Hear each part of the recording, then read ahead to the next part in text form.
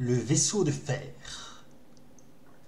Un craquement attira l'attention de l'homme de garde. Il avisa son compagnon. Quelqu'un nous observe, capitaine, j'en suis sûr. Vous avez entendu ce bruit? J'ai rien entendu, Thorbrand, et j'ai rien vu non plus. Qu'est-ce que c'est? J'en sais rien, je vois pas non plus. Le capitaine soupira. Si ça se trouve, c'est juste un gamin qui essaie de passer l'épreuve. Non, capitaine, répliqua le guerrier. Si c'était un gamin, je l'aurais vu. Et en plus, on les connaît tous, et on connaît leur tactique. Ils attaquent en bande, les guerriers isolés.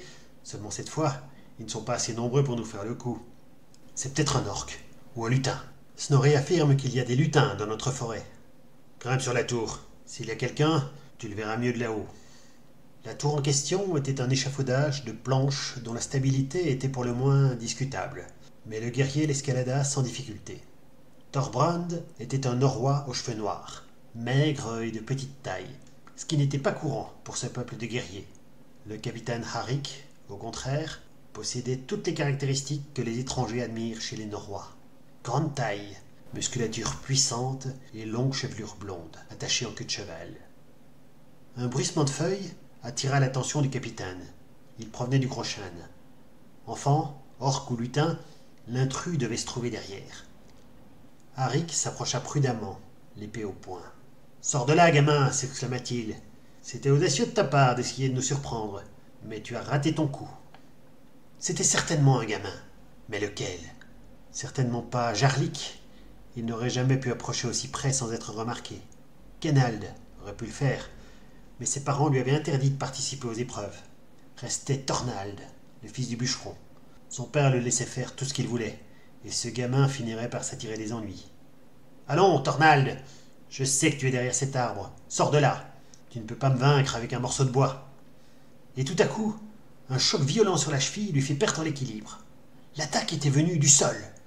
C'était comme si la terre elle-même s'était redressée pour chasser les intrus. Elle avait pris pour cela la forme d'une créature humanoïde faite d'humus et de feuilles.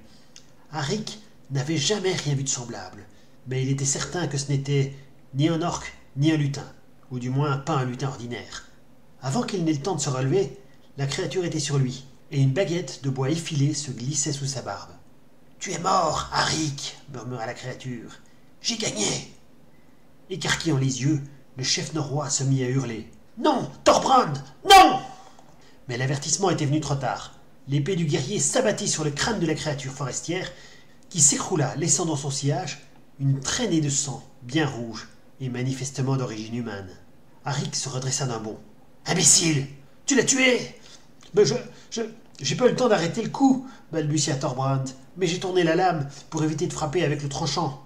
Un coup du plat peut quand même tuer, répliqua Harik, surtout sur le crâne d'un gosse. Qui est-ce demanda Thorbrand, de plus en plus inquiet. Thornald, bien sûr, il n'y a que lui pour imaginer des ruses pareilles. Thorbrand poussa un soupir de soulagement, et Harik en devina immédiatement la raison. La vie d'un fils de bûcheron ne pesait pas bien lourd, et il en serait quitte pour 100 pièces d'argent de Vergeld. Une grosse somme, bien sûr, mais beaucoup moins que ce qu'il aurait dû payer pour le fils d'un guerrier. Le blessé ouvrit les yeux, et Thorbrand fut tout à fait soulagé. « J'ai failli réussir !»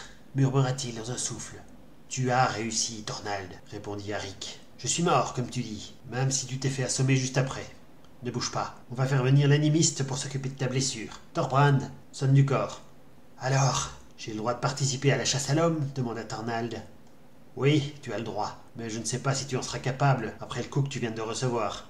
Tu peux remettre cette épreuve à la prochaine saison, il n'y a aucune honte à cela. »« Non, pas question de remettre. Je me suis préparé depuis des mois, je suis prêt. » Les chasseurs ne te feront pas de cadeaux. Tu n'es pas fils de guerrier, et ça ne leur plaît pas que tu te considères comme leur égal. Je ne suis pas leur égal, pas encore. Je le serai après. Comment as-tu fait ce déguisement demanda Harik, en guise de diversion. Je n'ai jamais rien vu de semblable. La terre argileuse, de l'huile, de l'humus et des feuilles mélangés ensemble. J'en ai mis partout, et je me suis approché en rampant, un pied à la fois. Vous êtes passé tout près de moi sans même me remarquer. Thorbrand a même failli me marcher dessus en arrivant dans la clairière. Mais où est-ce que t'as appris un truc pareil? C'est Frilvorg, la sorcière, qui t'a donné la recette? Non, c'est Snorri, pendant son dernier passage. Il m'a parlé d'un peuple guerrier qui vit très loin au nord, au-delà du Jormungand. Ils se maquillent pour être invisibles dans les forêts, et ils se battent comme les elfes sylvains, avec des arcs magiques.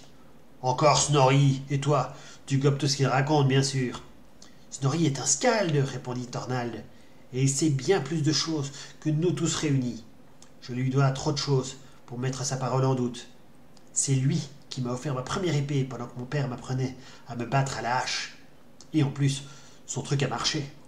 Ouais, son truc a marché. Je dois bien l'admettre, conclut Arik. Tu t'en es bien tiré, Thornald, Bordolfson, et tu peux remercier ta bonne étoile. Tout le monde n'a pas la chance d'avoir deux pères. Mais le gamin ne comprit pas le sens de cette remarque.